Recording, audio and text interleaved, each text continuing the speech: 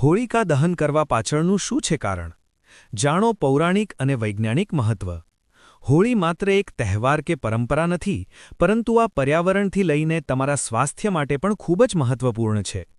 હોળી ઉજવવાનું ધાર્મિક કારણ તો છે જ, પરંતુ શું તમે તેનું વૈજ્ઞાનિક કારણ પણ જાણો છો? હોળી પર્વ સાથે જોડાયેલા વૈજ્ઞાનિક તથ્ય. હોળીનો તહેવાર વર્ષમાં એવા સમયે આવે છે જ્યારે વાતાવરણમાં પલટો થવાને કારણે લોકો આળસુ બની ગયા હોય છે. ઠંડીમાંથી ગરમ વાતાવરણ થવાને કારણે શરીરમાં થોડોક થાક અને સુસ્તીનો અનુભવ થવો તે કુદરતી છે. શરીરમાંથી આ સુસ્તીને દૂર ભગાડવા માટે જ લોકો ફાગણની આ ઋતુમાં જોરશોરથી હોળી પર્વની ઉજવણી કરે છે. આથી હોલિકા દહનની પરંપરા સાથે જોડાયેલા તથ્યની વાત કરીએ તો શરદ ઋતુની સમાપ્તિ અને વસંત ઋતુના આગમનનો આ સમય પર્યાવરણ અને શરીરમાં બેક્ટેરિયાની વૃદ્ધિમાં વધારો કરે છે. પરંતુ હોલિકા દહનથી લગભગ 145 ડિગ્રી ફેરનહીટ સુધી તાપમાન વધે છે. આથી પરંપરા અનુસાર જ્યારે લોકો હોળીની પરિક્રમા કરે છે ત્યારે હોળીમાંથી નીકળતી ગરમી શરીર અને આસપાસના પર્યાવરણમાં રહેલા બેક્ટેરિયાનો નાશ કરી દે છે, અને આ પ્રકારે તે શરીર તથા પર્યાવરણને સ્વચ્છ કરે છે. તેમજ દક્ષિણ ભારતમાં હોળી ઓલવાઈ ગયા બાદ તેની રાખને વિભૂતિ તરીકે પોતાના માથા પર લગાવે છે, અને સારા સ્વાસ્થ્ય માટે તેઓ ચંદન તથા આંબા પરના મોરને મિક્સ કરીને સેવન કરે છે. તેમજ હોળી બાદ લોકો પોતાના ઘરમાં સાફ સફાઈ કરે છે, જેનાથી ધૂળ, મચ્છરો અને અન્ય કીટાણુઓ દૂર થાય છે. એક સાફ સ્વચ્છ ઘર સામાન્ય રીતે ઘરમાં રહેતા લોકોને સકારાત્મક ઊર્જા આપે છે. હોળીનું પૌરાણિક મહત્વ. શ્રીમદ ભાગવતના 7મા સ્કંધમાં હિરણ્યકશિપુની કથા આવે છે. તેણે ઉગ્ર તપ કરીને બ્રહ્માજી પાસેથી અજર અમર થઈ એક છત્ર રાજ કરી શકાય એવું વરદાન માંગ્યું હતું.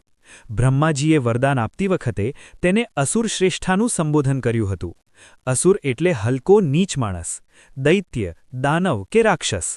વરદાન મેળવીને તેણે દિશાઓ, ત્રણેય લોક, દેવો, દૈત્યો, ગાંધર્વો, પ્રેત, ભૂપતિ અને લોકપાલોનું સ્થાન પડાવી લીધું હતું. તેના અત્યાચારોથી સૌ ત્રાસી ગયા હતા. ત્યારે બ્રહ્માજીએ આશ્વાસન આપ્યું હતું, આ અસુરની દુષ્ટતાને હું પહેલેથી જાણું છું. ગભરાશો નહીં, થોડી રાહ જુઓ, હું તેને ખતમ કરી દઈશ. ભાગવત 7:4-26.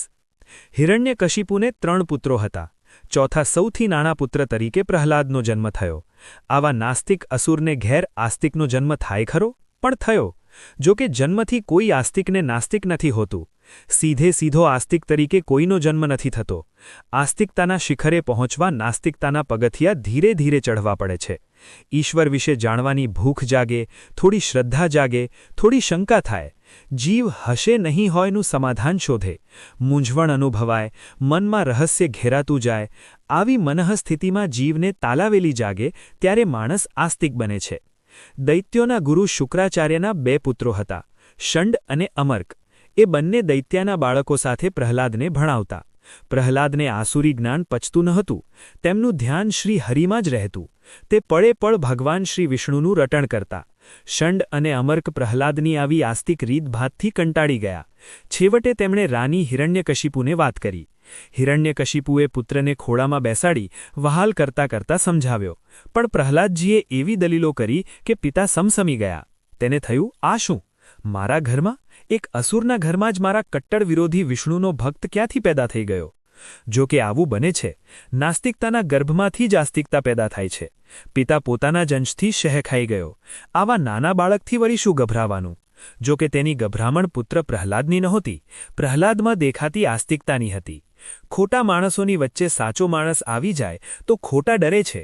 અસત્યની સામે સત્ય આવીને ઊભું રહે તો અસત્યની હાર થાય છે.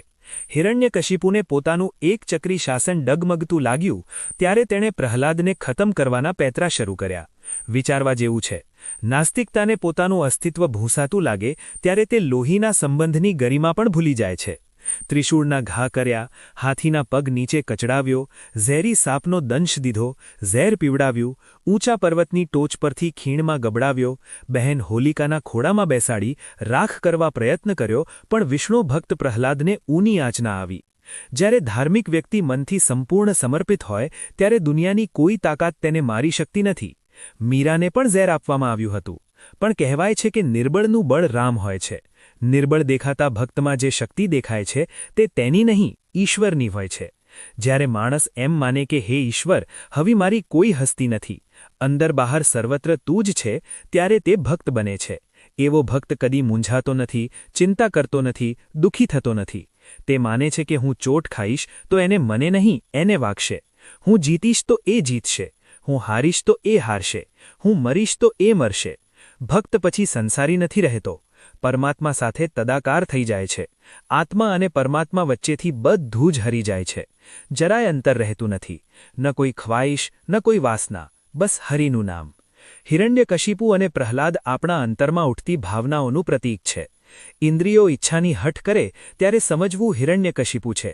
શ્રદ્ધા અને આસ્થા જાગે ત્યારે સમજવું પ્રહલાદ હાજર છે. આંતરખોજ કરનાર જાણે છે કે દેવવૃત્તિ અને દૈત્યવૃત્તિ સામસામે આવે ત્યારે જે જીતે એ તરફનું વલણ માણસ આસ્તિક છે કે નાસ્તિક એની જાણ કરે છે. એકવાર ઈશ્વરના સાનિધ્યનો જેણે સ્વાદ ચાખી લીધો હોય પછી એ લાચાર નથી હોતો. નાસ્તિકતાના ખોળામાં આસ્તિકતાને બેસાડી ભલે ચારે બાજુ ભડભડતો અગ્નિ પેટાવો, આસ્તિકતા હેમખેમ બહાર આવે જ. હોળી એટલે નાસ્તિક સામે આસ્તિકનો વિજય. આ ધારણા જ હોળીના દિવસને રંગીન ઉત્સવમાં ફેરવી દે છે.